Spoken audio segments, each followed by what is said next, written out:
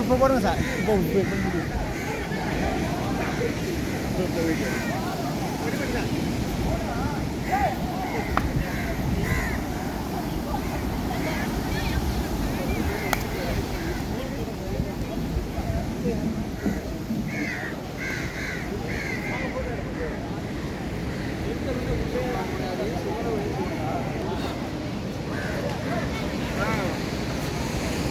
எங்கே இருக்கு வந்துட்டார். ரொம்ப ஸ்டோனி பாலை 6 அடித்து துரஸ்ட்டு வந்திருக்காரு. ஆமாம்